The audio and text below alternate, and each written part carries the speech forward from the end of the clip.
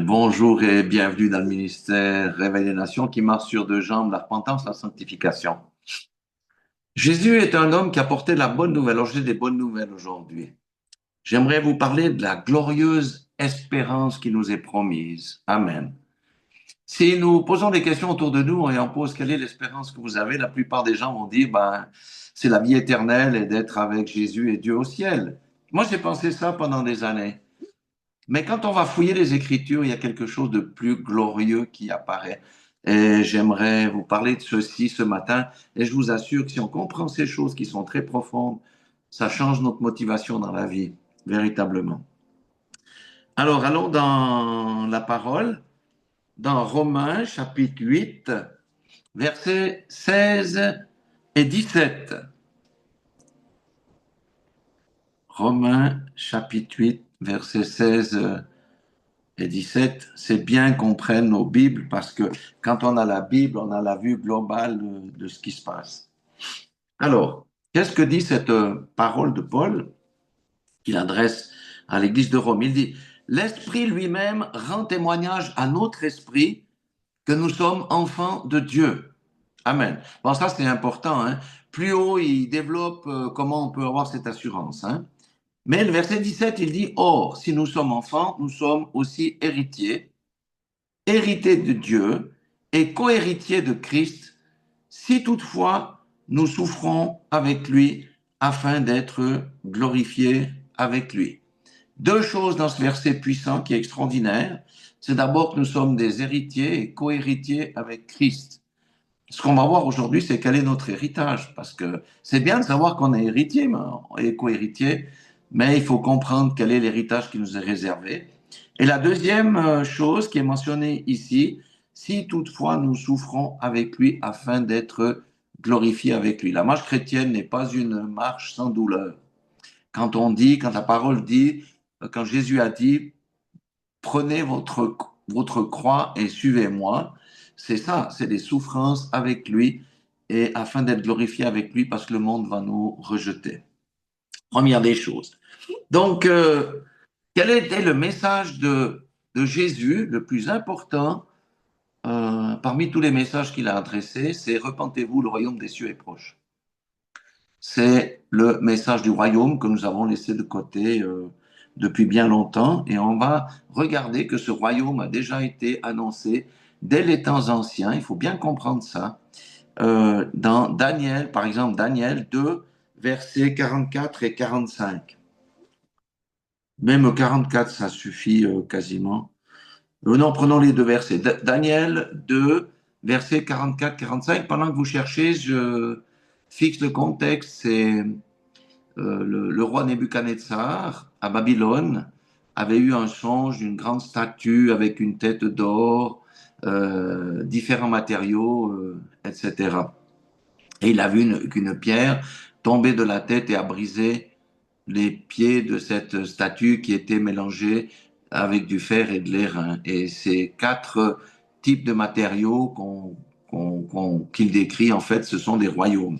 Alors, qu'est-ce que dit Daniel 2, versets 44-45? Il dit, dans ces temps, on verra quels sont les temps là, hein, dans le temps de ces rois, le Dieu des cieux suscitera un royaume qui ne sera jamais détruit et qui ne passera point sous la domination d'un autre peuple.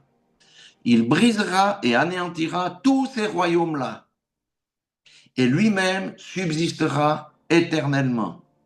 Ce royaume-là, hein? C'est ce qu'indique la pierre que tu as vue se détacher de la montagne sans le secours d'aucune main et qui a brisé le fer, l'airain, l'argile, l'argent et l'or. Amen. Daniel avait vu qu'il y aurait un royaume. Le Seigneur lui a montré qu'il y aurait un royaume qui va supplanter tous les autres royaumes. C'est le royaume de Dieu. Amen. Et ça, c'était une prophétie dès l'ancien temps. Si nous allons un peu plus loin dans le livre de Daniel, allons au verset 7, au chapitre 7, pardon, verset 13 et suivant. Verset 13, Daniel dit, je regardais pendant mes visions nocturnes Et voici sur les nuées des cieux arriva quelqu'un de semblable à un fils de l'homme. Amen. Jésus connaissait cette prophétie et il s'est identifié lui-même comme étant le fils de l'homme. Ça, c'est important. Il s'avança vers l'ancien des jours. L'ancien des jours, c'est Dieu notre Père. Et on le fit approcher de lui. On lui donna donc à Jésus la domination, la gloire et le règne, et tous les peuples, les nations et les hommes de toute langue le servirent dans ce royaume-là. Sa domination est une domination éternelle qui ne passera point et son règne ne sera jamais détruit. Il parle de l'avènement du royaume de Dieu, au royaume des cieux, parce que la dénomination est interchangeable. Donc il y a un royaume qui doit venir, un royaume qui n'est pas là aujourd'hui, nous le voyons bien. Il y a un royaume qui doit euh, venir. Maintenant au verset 18, euh, il dit, mais les saints du Très-Haut recevront le royaume et ils posséderont le royaume éternellement d'éternité en éternité. Qui sont les saints du Très-Haut? Ce sont les saints de l'Ancien Testament, ce sont les saints du Nouveau Testament qui sont morts, et ce sont les saints qui iront dans l'enlèvement. Et ça arrivera quand? Lors de la première résurrection que Jésus a révélée à Paul. Amen. Donc ce sera là que le royaume arrivera lorsque le Seigneur Jésus reviendra dans la gloire. Donc notez que les saints, c'est vous et moi. Et notre promesse, c'est pas de vivre au ciel, parce que le ciel, c'est le domaine de Dieu. Le domaine de l'homme a toujours été la terre. Et notre promesse, c'est de régner avec... Je ne sais pas si vous comprenez bien cette bombe, c'est de régner avec Christ dans le royaume. C'est pas de flotter sur un nuage à jouer de la harpe ou à je ne sais quoi. C'est de régner avec Christ. Les saints du Très-Haut recevront le royaume. Et ils posséderont le royaume éternellement, d'éternité en éternité. Ça, c'est notre récompense. Nous sommes héritiers du royaume. On verra qu'est-ce que ça veut dire. Verset 21, j'aimerais quand même lire aussi, puisqu'on a vu tout à l'heure dans Romains 8, 16, 17, où il était dit que nous sommes co-héritiers de Christ si toutefois nous souffrons avec lui afin d'être glorifiés avec lui. Ici, c'est une parole qui confirme la chose, mais qui n'enlève rien à l'héritage. Daniel donc 7, verset 21, il dit je vis cette corne faire la guerre aux saints. Je ne veux pas entrer dans tous les détails parce qu'autrement, on aurait pour 4 heures. Je vis cette corne faire la guerre aux saints et l'emporter sur eux. Ça, c'est pendant la grande tribulation. Jusqu'au moment où l'ancien des jours, ça veut dire Dieu, vint donner le droit aux saints du Très-Haut et le temps arriva où les saints furent en possession du royaume. Donc, il y aura une tribulation, il y aura des persécutions, mais ça fait partie de l'entrée dans le royaume. Amen. Comme je le dis souvent, la vie chrétienne n'est pas une marche pavée de roses. Il y a des difficultés, il y a des épreuves, et c'est pour ça que ceux qui hériteront du royaume, ce sont ceux qui persévéreront jusqu'à la fin. Amen. Alors, prenons deux autres versets qui vont expliquer un peu plus notre rôle. C'est Apocalypse chapitre 5, versets 9 à 10. Moi, quand j'ai découvert ces choses, ça fait plusieurs mois que je suis là-dessus, je dis, mais j'ai passé à côté toute ma vie de l'héritage, de la compréhension de l'héritage qui nous est destiné. C'est juste glorieux. Apocalypse 5, versets 9 à 10, il est dit, c'est Jésus, hein, tu es digne de prendre le livre. Donc Jésus est le seul qui peut prendre le livre. Le livre est d'en ouvrir les sceaux. C'est le livre où il y a les inscrits dans le livre de vie. Car tu as été immolé et tu as racheté pour Dieu, ça c'est à cause du sacrifice de Jésus, hein, par ton sang des hommes de toute tribu, de toute langue et de tout peuple et de toute nation. Parce que le royaume n'est pas destiné qu'à Israël. Pourquoi? Parce qu'Israël a rejeté le Messie, donc le royaume nous est destiné à nous aussi des nations. Et regardez ce qu'il dit au verset 10, tu as fait d'eux un royaume et des sacrificateurs pour notre Dieu, et ils régneront où? Sur la terre. C'est sur la terre que nous sommes appelés à régner. Amen. Et nous serons des prêtres, des sacrificateurs du Très-Haut pour notre Dieu. Alors là, on commence déjà à entrevoir que notre destinée, après un certain nombre des événements, va être sur la terre. Je vais vous déflorer un petit peu le sujet. Ça va être durant le millénium. Amen. 1 Corinthiens 6, 2 nous indique une parole mystérieuse, mais quand on comprend le royaume, on la comprend tout de suite. 1 Corinthiens 6, verset 2. Et là, j'aimerais bien qu'on comprenne qu'il s'adresse à vous, à moi, personnellement, et à tous ceux qui auront cru en Jésus-Christ, en son sacrifice, et qui sont nés de nouveau. Il dit ici, ne savez-vous pas que les saints jugeront le monde? Dans le millénium, on va juger le monde parce qu'il y aura des nations qui auront survécu à tous les cataclysmes. Ces nations, il faut bien s'en occuper. Il faudra bien que la bonne nouvelle aille jusqu'aux quatre coins de la terre et nous jugerons les nations. Ne savez-vous pas que les saints jugeront le monde? Et si c'est par vous que le monde est jugé, êtes-vous indigne de rendre les moindres jugements? Ça veut dire que Dieu nous entraîne dans notre vie ici à poser des jugements justes parce qu'il nous appelle à une destinée glorieuse, à juger le monde durant le millénium. Du reste, si on veut comprendre qu'est-ce qui est requis dans le millénium, ben, il faut aller voir le discours sur la montagne. Je citerai juste un verset en rapport avec ce que je viens de dire, c'est Matthieu chapitre 5, verset 5. Heureux les débonnaires, car ils hériteront la terre. Tous ceux qui sont morts et qui étaient des débonnaires, ça veut dire des hommes doux, hein, ils hériteront la terre. Le millénium aura lieu sur la terre. Quand il y aura cette première résurrection, tous les doux, là, vont revenir à la vie et ils ont l'assurance de régner sur la terre. La terre, voilà pourquoi la douceur, la bienveillance, la bonté sont des vertus cardinales dans le royaume. C'était juste pour vous dire que nous avons cette ferme assurance que nous allons hériter du royaume. Amen. Ça, c'est vraiment très, très important.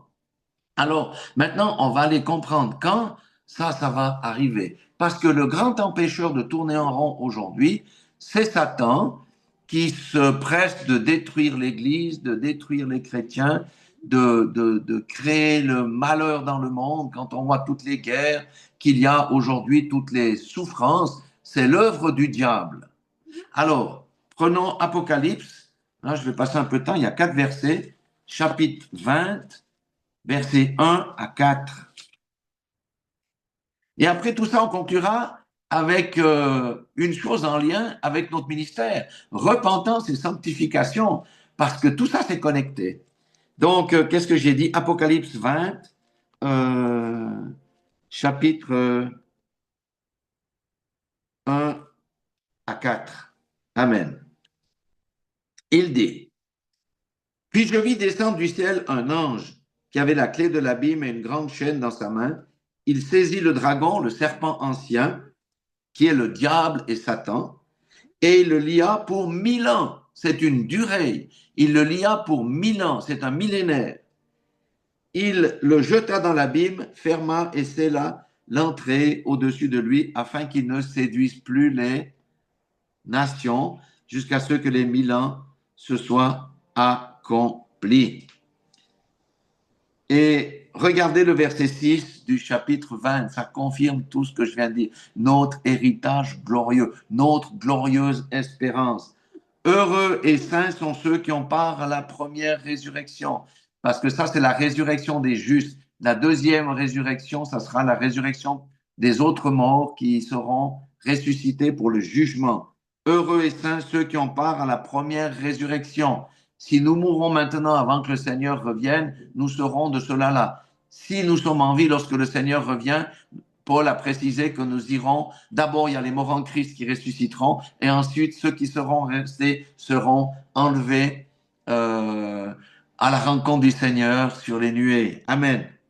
Il dit, la seconde mort n'a point de pouvoir sur eux, mais ils seront sacrificateurs de Dieu et de Christ, et ils régneront avec lui pendant 1000 ans. nous régnerons avec lui pendant 1000 ans, avec un nouveau corps, un corps glorieux, le même corps que Jésus-Christ a obtenu après sa mort et qu'il est resté 3 jours dans la tombe. Et quand il est ressuscité, il a eu un corps glorifié. Nous aurons le même corps glorifié que Jésus-Christ pour régner sur la terre pendant 1000 ans.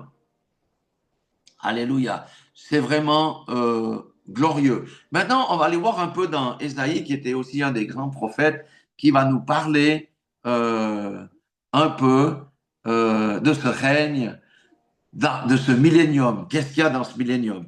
Ben, pour ça, il faut aller dans Ésaïe. Ésaïe,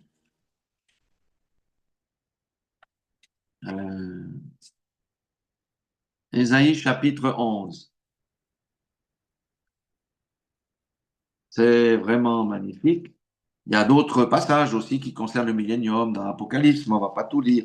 Parce que l'essentiel du message aujourd'hui, c'est le royaume et que nous sommes des héritiers et co-héritiers avec Christ et que nous régnerons avec lui dans le royaume. Ça, c'est le millénium. C'est la première partie du royaume, c'est le millénium qui aura lieu sur cette terre. Amen. Alors, chez moi, dans Isaïe, le chapitre 11 parle du Messie et de son règne. Amen. Puis un rameau sortit du tronc d'Isaïe, et un rejeton naîtra de ses racines. Quiconque étudie la Bible sait que c'est une référence directe au Messie. Amen. Pourquoi le tronc? Parce qu'il n'y a plus eu de roi depuis longtemps en Israël. Il fallait bien que, avant que le Seigneur Jésus vienne, je crois qu'il y a eu 400 ans où il n'y avait plus de roi, il n'y avait plus personne. Donc, il fait référence à Christ. Un rejeton naîtra de ses racines. L'Esprit de l'Éternel reposera sur lui. Amen. Et là, on va voir les 7 esprits de Dieu. Hein. Esprit de sagesse et d'intelligence, esprit de conseil et de force, esprit de connaissance et de crainte de l'Éternel. Il respirera la crainte de l'Éternel. Amen. Donc, l'esprit de sagesse et d'intelligence, de conseil et de force, de connaissance et de crainte de l'Éternel, il respirera la crainte de l'Éternel. Et voilà ce qu'il est dit de Jésus. Maintenant, concernant le millénium, il dit, parce que lorsqu'il est venu sur la terre, Jésus a bien dit, je ne suis pas venu pour vous juger.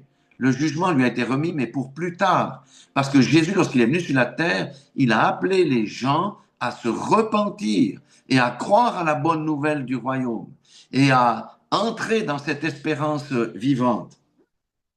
Il dit maintenant, mais il jugera les pauvres avec équité et il prononcera avec droiture un jugement sur les malheureux de la terre.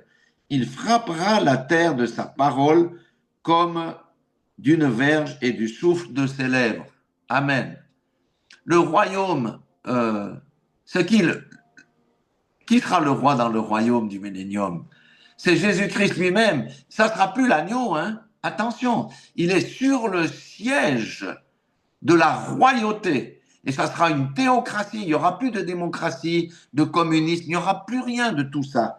Et écoutez ce qu'il dit. Il frappera la terre de sa parole comme d'une verge et du souffle de ses lèvres, il fera mourir le méchant. Celui qui ne voudra pas se conformer dans le millénium sera mort. Mais on sait aussi que il est dit dans l'Apocalypse qu'il n'y aura plus de mort prématurée. Celui qui mourra à 100 ans sera jeune. Il y aura plus de maladie dans le millénium, il n'y aura plus ça. Mais la parole devra être prêchée. Ceux qui accepteront, tant mieux. Les autres, le méchant sera éradiqué du millénium ici. La justice sera la ceinture de ses flancs et la fidélité la ceinture de ses reins. Le millénium, il y aura aussi une restauration de la nature. Il dit, au verset 6, le loup habitera avec l'agneau. Aujourd'hui, ce n'est pas possible parce que la nature a été déchue. Amen. Si vous regardez ici, nous en Suisse, maintenant, on a des problèmes avec le loup parce que le loup, d'abord, s'attaquait aux brebis. Maintenant, il s'attaque aux vaches et aux veaux. Donc, il n'y a pas de cohabitation possible. Dans le millénium, ça sera un règne de paix, un règne d'amour, un règne de justice. Et nous serons envoyés par le Seigneur là où il y a des nations pour prêcher la bonne nouvelle, pour établir le royaume de Christ. Amen. Et il dit, le loup habitera avec l'agneau et la panthère, se couchera avec le chevreau. Le veau, le lionceau et le bétail qu'on engraisse seront ensemble et un petit enfant les conduira. La vache et l'ours auront un même pâturage, leurs petits un même gîte et le lion comme le bœuf mangeront de la paille. C'était à l'origine, c'était comme ça. Le nourrisson s'ébattra sur l'antre de la vipère et l'enfant sevré mettra sa main dans la caverne du basilic. Le basilic, c'est une sorte de serpent aussi à la morsure mortelle. Il ne se fera ni tort ni dommage sur toute ma montagne sainte, car la terre sera remplie de la connaissance de l'Éternel, comme le fond de la mer par les eaux qui la couvrent. Ça ressemble à quoi notre vie aujourd'hui sur notre planète? Dévastation, famine, tremblement de terre, abus de pouvoir, maltraitance des populations. Si on prend les populations qui vivent sous les dictateurs, les hommes seront fanfarons, les hommes sont fanfarons, ils détestent Dieu, c'est la débauche, c'est un monde de perdition. La Bible dit quelque part aussi, je crois que c'est Ésaïe, qui dit que euh, le monde est comme s'écroule comme une vieille cabane à cause du péché qui pèse sur elle. Donc la bonne nouvelle du royaume, c'est que Jésus viendra établir son règne. Il sera le roi et il n'y aura plus aucun autre royaume qui subsistera sur la terre. Il n'y aura que le royaume de Dieu. Alléluia. Et nous serons des sacrificateurs dans ce royaume. Nous aurons des positions de choix dans ce royaume. Mais faut-il encore pouvoir parvenir à y entrer? La Bible dit quelque part que le royaume de Dieu, ce sont les violents qui s'en emparent. Comment on s'empare du royaume des cieux ou de Dieu? En crucifiant sa chair, en marchant dans les pas de Jésus-Christ, en mettant en pratique les valeurs du royaume. Les valeurs du royaume, c'est quoi? La droiture, la justice, l'amour, l'intégrité. Alléluia. L'amour pour Dieu à la première place, l'amour du prochain. Il n'y aura plus toutes ces bisbilles, ces guerres de religion, même à l'intérieur du christianisme, les guerres entre les églises. Il n'y aura plus de guerre entre le frère et sa sœur. Pourquoi? Parce que l'ennemi qui nous séduisait aura été ôté pendant ces 1000 ans. Et la première partie du royaume, c'est sur la terre avec Jésus-Christ comme roi et seigneur. Alléluia. Il y a les 3 premiers psaumes. On va aller voir dans les 3 premiers psaumes. Les 3 premiers psaumes sont extraordinaires. On doit comprendre la révélation qu'il y a dans les 3 premiers psaumes. Chaque psaume a une révélation particulière. Si je prends le premier psaume, Alléluia, c'est le premier psaume. Hein. Le premier psaume parle de quoi? Il y a 2 types d'hommes. Il y a 2 voies et 2 destinées. Il y a un type d'homme qui choisira une voie et un type d'homme qui va choisir l'autre voie.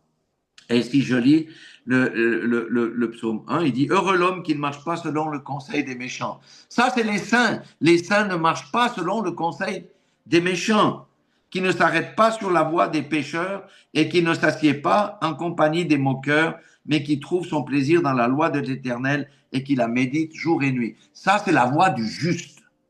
Ça, et c'est le premier psaume, c'est un psaume prophétique. Il parle de nous, afin qu'on puisse regarder si on s'assied avec les moqueurs, si on est compromis avec le monde, si on marche avec les pécheurs, et si on néglige la méditation ou pas de la parole de Dieu. Ça, ce sont les justes.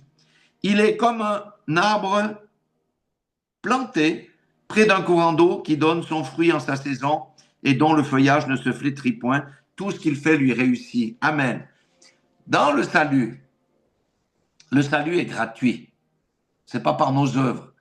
Mais la Bible dit clairement aussi que si tu as reçu le salut, tu dois entrer dans les œuvres parfaites que Dieu a préparées à l'avance pour que tu les fasses.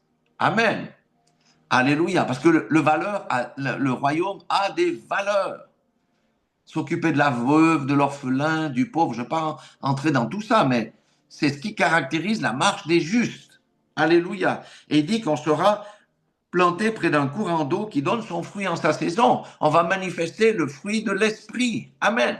Le fruit de l'esprit, c'est là que nous tendons parce que c'est la marque qu'on appartient au Seigneur notre Dieu et c'est la marque de ceux qui seront dans le royaume. Verset 4. L'autre type d'homme, il n'en est pas ainsi des méchants, ils sont comme la paille que le vent dissipe. C'est pourquoi les méchants ne résistent pas au jour du jugement, ni les pécheurs dans l'assemblée des justes, car l'Éternel connaît la voie des justes et la voie des pécheurs mène à la ruine. Amen. Le Seigneur parle du pécheur comme de la paille, comme du chaume, comme de l'ivraie qu'on lie en gerbe et qu'on détruit dans le feu. Donc il y a deux voies. Une voie qui nous mène à l'espérance glorieuse et une autre voie qui mène à la perdition, à la destruction. Ça, c'est le premier psaume pour dire qu'il n'y a pas de zone grise. Je ne peux pas être 50% avec Dieu, 50% dans le monde. Je ne peux pas être à 80% avec Dieu, mais avec 20% dans le monde. C'est soit on prend notre croix, on accepte le rejet. Le rejet peut venir de la famille, peut venir au travail, peut venir du monde. On en porte le prix et on marche dans les pas de Jésus sur le sentier étroit. La voie large mène toujours à la perdition. C'est comme l'autoroute. Le sentier étroit, c'est un sentier qui monte vers le ciel. C'est quelque chose qui est pas facile à marcher parce qu'il y a des cailloux, ça fait mal aux mollets, etc. Mais la voie large qui mène à la perdition, c'est une autoroute. Et une autoroute, et dans une autoroute, il y a des entrées et des sorties. Dans une autoroute, toutes les entrées ont un seul et même nom qui s'appelle péché. Et sur cette autoroute, parce que Dieu est bon, hein, ceux qui entendent le message peuvent sortir en tout temps. Il y a toujours des sorties, mais elles ont toutes le même nom, c'est repentance. Amen. Si quelqu'un chemine sur l'autoroute aujourd'hui, sur la voie qui mène à la perdition, Dieu ne le juge pas aujourd'hui. Jésus ne le juge pas. Il dit, sors de là par la repentance. Ça, c'est le premier psaume. Et le chemin étroit mène au royaume. Le royaume a été le message le plus important de Jésus. Il a parlé depuis le début sur le royaume. Il a fait des paraboles sur le royaume. Il a enseigné le royaume en paraboles. Il y en a au moins 12. Il faut comprendre ces choses-là. Le sermon sur la montagne, c'est le sermon du cœur, c'est la transformation du cœur. Si le cœur n'est pas transformé, personne ne peut entrer dans le royaume, parce que c'est la nouvelle naissance qui transforme le cœur. Alléluia. Ça, c'est le premier psaume. Dieu dit, l'homme, il a le choix. Soit à droite, soit à gauche. Il y a pas, je ne peux pas cheminer sur deux sentiers en même temps. Il y a un choix à faire. Le psaume 2, psaume extraordinaire, parce que c'est le psaume qui décrit le monde aujourd'hui en 2025. Alors, je dirais depuis les années 2000, mais le psaume 2, c'est celui qui donne l'image du monde actuel et l'image du royaume à venir. Regardez, psaume 2. Pourquoi ce tumulte parmi les nations, ces vaines pensées parmi les peuples? Pourquoi les rois de la terre se soulèvent-ils et les princes se liguent-ils avec eux contre l'Éternel et son loin? Loin de l'Éternel, c'est le Messie, c'est le Christ du Seigneur, c'est le Fils de l'homme. Alléluia. Les nations se liguent parce qu'on veut jeter Dieu dehors de nos constitutions, on veut jeter Dieu dehors de nos sociétés, etc. Et le discours, c'est brisons, verset 3, leurs liens, délivrons-nous de leurs chaînes, parce qu'on ne veut pas de la chaîne de l'évangile. On veut être notre propre Dieu. C'est la rébellion. Pourquoi? Parce que ce sont les fils de Satan qui sont dans la rébellion. Celui qui siège dans les cieux rit. Le Seigneur se moque d'eux. Puis il leur parle dans sa colère et il les épouvante. C'est ce qui arrivera dans la suite des temps. C'est moi qui ai oint mon roi sur Sion, sur ma montagne et ma montagne sainte. Je publierai le décret. L'Éternel m'a dit, tu es mon fils, je t'ai engendré aujourd'hui. Pourquoi? Demande-moi et je te donnerai les nations pour héritage et les extrémités de la terre pour possession. Tu les briseras avec une verge de fer et tu les briseras comme le vase d'un potier. Amen. Jésus entrera dans son règne avec la verge. C'est plus le doux agneau, hein? C'est le lion de Juda qui est assis sur son trône et il va faire régner l'ordre sur la terre. Alléluia. Et maintenant, roi, conduisez-vous avec sagesse, juge de la terre, recevez instruction. Servez l'Éternel avec crainte, réjouissez-vous avec tremblement, baisez le Fils de peur qu'il ne s'irrite et que vous ne périssiez dans votre voie, car sa colère est prompte à s'enflammer. Heureux tous ceux qui se confient en lui. Tous ceux qui se confient en lui iront où? Dans le royaume, régner avec lui. Les nations vont souffrir parce que la vérité va être publiée aux quatre coins de la terre. La plupart, beaucoup vont accepter encore le Seigneur quand on sera dans le millénium, mais il y aura quand même quelques-uns qui vont le rejeter. Et ça sera grave pour eux. Mais pour nous, nous serons des sacrificateurs du Très-Haut dans les nations avec Jésus-Christ. C'est une chose qui est absolument glorieuse. Et le psaume 3, je vais quand même le lire, parce que Jésus a toujours dit que si tu veux me suivre, il y aura des persécutions. Il n'y a pas le royaume et je flotte sur un nuage et il n'y a pas de persécution. Mais ici, il nous explique qu'il y a des persécutions, mais que nous serons sauvés de ça. Psaume 3, à l'occasion de sa fuite devant Absalom, son fils. C'est David. Ô Éternel, que mes ennemis sont nombreux, quelle multitude se lève contre moi. Parce qu'on ne voulait pas de ce roi intègre.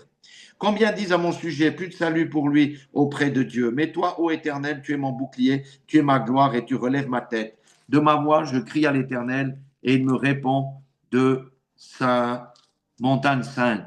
Je me couche et je m'endors, je me réveille. Car l'Éternel est mon soutien. Je ne crains pas les milliers de personnes qui m'assiègent de toutes parts. Lève-toi, Éternel, sauve-moi, mon Dieu, car tu frappes la joue de tous mes ennemis et tu brises les dents des méchants. Le salut est auprès de l'Éternel. Que la bénédiction soit sur ton peuple. Même si nous avons des persécutions, nous avons Dieu avec nous. Alléluia. 3 psaumes prophétiques. Premier psaume, deux voix que l'homme doit choisir. Deuxième psaume, Dieu va venir régner en maître sur la terre, car les saints hériteront de la terre. C'est la terre notre royaume. Amen. C'est la première partie du règne de Christ, hein, le millénium.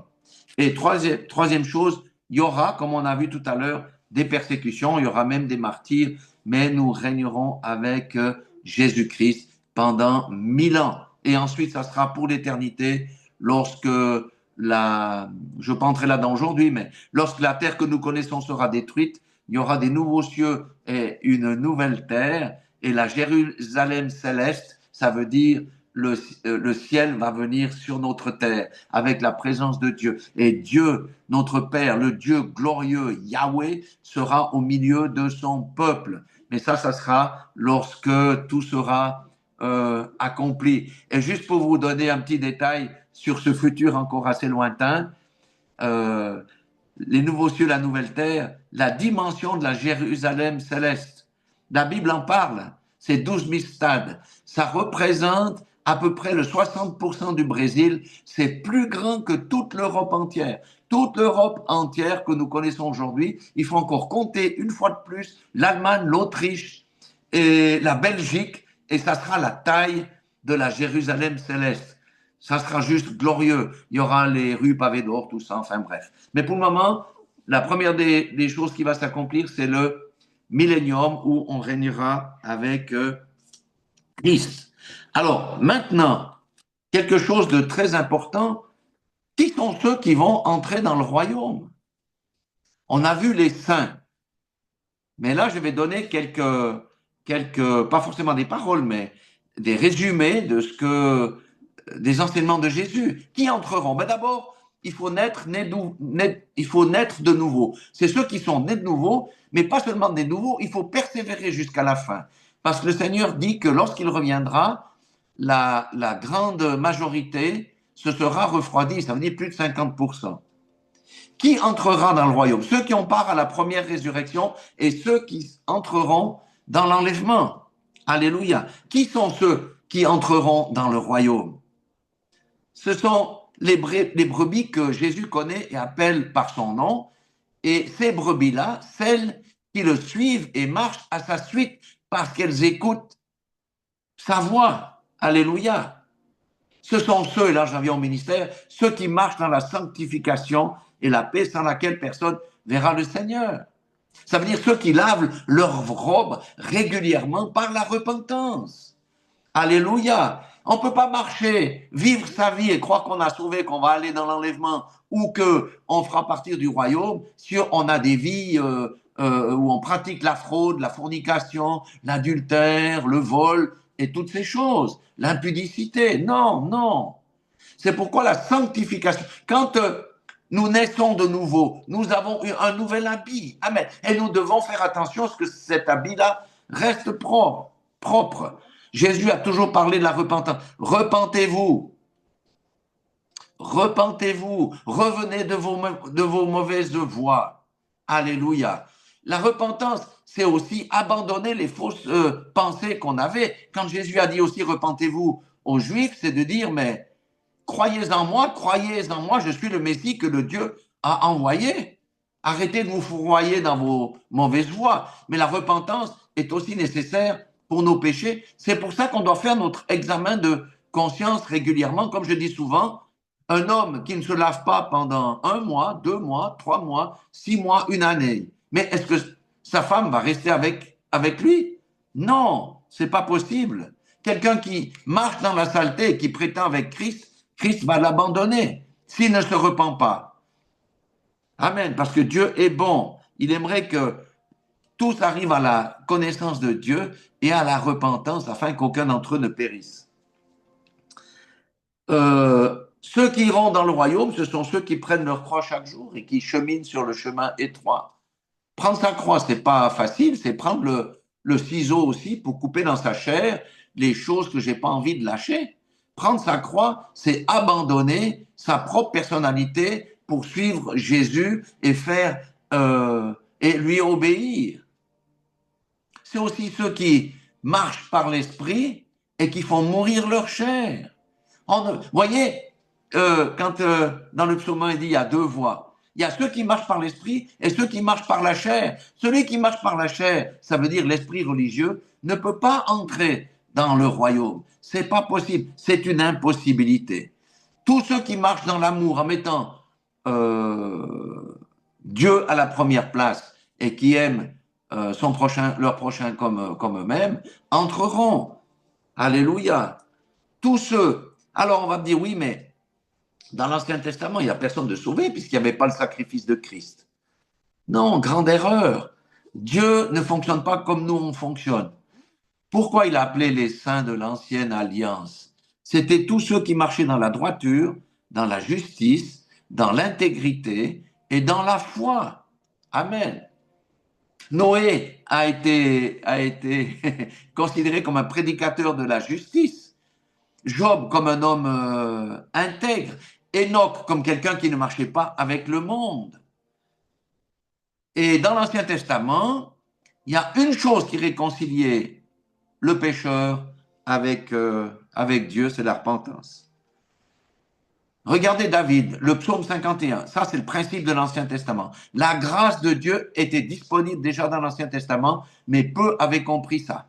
David avait compris, après avoir commis l'adultère avec Bathsheba, fait tuer son mari, eh bien, il ne pouvait plus vivre tranquillement, c'était plus possible. Nathan le prophète est allé vers lui et David, l'homme selon le cœur de Dieu, s'est repenti sincèrement et Dieu lui a pardonné. Et c'est pour ça que David fera partie des saints de l'Ancien Testament, tout comme les prophètes qui ont été fidèles en annonçant la parole de Dieu, tout comme Manassé, le plus vicieux de tous les rois de la Bible. Il a fait tout ce qui est interdit, tout ce qui est interdit. Vous pouvez regarder ça dans Chronique, je crois 33, un Chronique et dans un roi, ou deux rois, je ne sais plus. Mais lui, quand Dieu l'a mis en prison à Babylone, c'est là qu'on voit l'amour de Dieu. Il s'est repenti, comme il s'est repenti sincèrement, pas qu'avec la bouche. Hein. La repentance, ça veut dire un changement de direction avec le cœur. Eh bien, Dieu l'a remis roi de nouveau en Israël. Donc, c'est la repentance qui déclenche la grâce et la miséricorde. C'est la repentance qui déclenche la grâce et la miséricorde. Quand on est né de nouveau, on est au début d'une marche. Ce que veut voir le Seigneur, c'est notre cœur à le chercher. Comme on a entendu tout à l'heure, la sœur qui jeûne, etc., qui cherche Dieu, parce qu'il y a quelque chose, une soif en elle. On doit avoir soif. Le Seigneur ne regarde plus à ta vie passée et il connaît ce que tu dois encore te débarrasser. Et il va te conduire à abandonner les choses qui ne l'honorent pas. Alléluia. Et si je conclurai avec deux paroles dans Romains et une dans Hébreu, c'est Romains 8, 8, 1, Romains 8, 1. J'ai pris second parce que c'est la Bible avec laquelle la plupart des chrétiens lisent, mais la traduction est moins claire que dans Semeur ou ailleurs. Romains 8, 1 dit, il n'y a maintenant aucune condamnation pour ceux qui sont en Jésus-Christ. Les autres versions rajoutent et qui marchent selon l'esprit, mais non selon la chair. Pour la version seconde, il faut aller plus loin au verset 8 et 9 pour comprendre ça. Il dit, or, ceux qui vivent selon la chair ne sauraient plaire à Dieu. Pour vous, vous ne vivez pas selon la chair, mais selon l'esprit, si du moins l'esprit de Dieu habite en vous. Ça, c'est aussi une parole importante pour nous juger. Alléluia. Est-ce que l'esprit de Dieu habite en moi? Est-ce que je marche par l'esprit ou est-ce que je marche encore par la chair? Et il dit, si quelqu'un n'a pas l'esprit de Christ, il ne lui appartient pas. Donc, il n'y a aucune condamnation pour ceux qui sont en Jésus-Christ, lesquels marchent par l'esprit et non selon la chair. Ça veut dire par l'esprit, je fais mourir les actes de ma chair. Moi, par exemple, ça prend des années pour faire mourir quelque chose. La médisance, la critique, moi, ça m'a pris plus de 10 ans. Moi, presque 20. Non, j'exagère, mais ça m'a pris des années parce que j'arrivais pas jusqu'à ce que j'ai crié à Dieu. Je ne veux plus critiquer. Je ne veux plus médire. Et quand on crie à Dieu, quand ça veut dire qu'on est au bout, qu'on ne supporte plus ce que l'on fait, Dieu vous délivre. Amen. Alléluia. Et le dernier verset ici, c'est Hébreux 5, 9. Il parle de Jésus et qui, donc Jésus, après avoir été élevé à la perfection, est devenu pour tous ceux qui lui obéissent, l'auteur d'un salut éternel. Il n'y a pas de salut sans l'obéissance. Ça, il faut que ça soit clair. Beaucoup vivent dans la rébellion et la désobéissance parce qu'ils croient que, voilà, j'ai eu le salut, j'ai répété ma prière et je peux me permettre de marcher comme le monde. Non, nous devons obéir à Dieu, à Jésus. Jésus a obéi sans faillir à son Dieu. Et lorsque nous chutons dans la désobéissance, nous avons une porte de sortie qui s'appelle la repentance. Donc, le royaume vers lequel nous allons, eh bien, Jésus, dans sa première venue, n'a pas établi le royaume. Pourquoi? Parce que les cœurs devaient être d'abord transformés. C'est pour ça aussi que les Juifs n'ont pas compris. Ils attendaient le Messie comme quelqu'un qui allait simplement mettre les Romains dehors. Non, Jésus est venu dans cette première partie où il a été crucifié, etc., pour prêcher un message, le message du royaume, et pour préparer les cœurs. Et le message du royaume, la loi, c'était l'amour. Donc, l'essence du message pratique de Jésus, je fais un petit résumé ici, mets ton Dieu à la première place dans ta vie, révère-le, honore-le. C'est pas la crainte, j'ai peur qu'il va me châtier. Non, c'est la crainte de l'Éternel, c'est on reconnaît qui il est dans sa sainteté, on le révère, on l'honore et on cherche à faire sa volonté. Le deuxième point, c'est prendre soin d'autrui, du pauvre, de l'orphelin, du réfugié, de la veuve, de l'étranger, et puis d'aimer tous les hommes en étant, on va dire, miséricordieux, compassionné, prompt à pardonner. Et le Seigneur dit, celui qui me sert, c'est le plus grand dans le royaume, celui qui sert autrui. Amen. Faisons passer les intérêts de Dieu et d'autrui en dessus, et nous verrons nos vies changer. Et le Seigneur dit, suivez mes enseignements, marchez dans mes voies, enseignez-les aux autres et soyez une lumière comme j'étais une lumière. Chassez les démons comme j'ai chassé les démons et guérissez les malades parce que je vous ai donné le pouvoir. Donc le royaume de Christ se distingue de tous les autres royaumes, y compris les royaumes religieux, par une transformation du cœur. Les rites ne sauvent pas, c'est la transformation des cœurs. Et la nouvelle naissance doit produire en nous de nouvelles attitudes, de nouveaux comportements et des paroles et des actes qui glorifient le Seigneur notre Dieu. Alléluia. Et je rajouterai encore, vous connaissez bien la parabole, les paraboles du royaume concernant les talents et les mines. Chacun aura, on a dit, des postes et des responsabilités dans le millénium. Mais c'est notre travail sur la terre, ce qu'on aura fait avec les talents que Dieu nous a donnés, avec les mines qu'il nous a données, ce qu'on aura rapporté qui va déterminer quelle sera notre couronne. Certains auront peut-être des pays à régler, d'autres simplement des villages. Bon, ce qui compte, c'est le salut, c'est vrai, mais c'est pour ça qu'on doit s'efforcer de mettre à profit les dons et les talents que Dieu nous a donnés. Ça s'appelle, en clair, rentre dans ton appel et porte du fruit. Alléluia. C'est juste glorieux. Nous avons juste besoin que le Seigneur nous aide à entrer plus en profondeur dans la sanctification et dans la consécration. Mais rappelez-vous que le titre que le Seigneur m'a mis à cœur, c'est une espérance glorieuse. Notre espérance glorieuse, c'est d'être des participants de la gouvernance ou du gouvernement avec Christ lorsqu'il reviendra pour établir d'abord son royaume sur la terre et ensuite sur la nouvelle terre où il y aura la présence de Dieu. Dieu ne sera plus au troisième ciel, il sera avec nous, au milieu de nous, et ça c'est juste glorieux. Voilà en essence le message que le Seigneur m'a mis à cœur pour aujourd'hui. Ça vaut la peine de retourner dans les paroles de Jésus pour comprendre qui il était, de voir même les paroles des prophètes qui annoncent la vie de Jésus-Christ et de voir ce que lui-même a dit, ce que lui-même attend de nous, comment il a marché afin que nous puissions aller aussi à sa suite et le royaume nous sera largement ouvert. Alors certains sont très en avance dans leur marche, d'autres débutent. Le Seigneur nous encourage à persévérer sur le sentier étroit.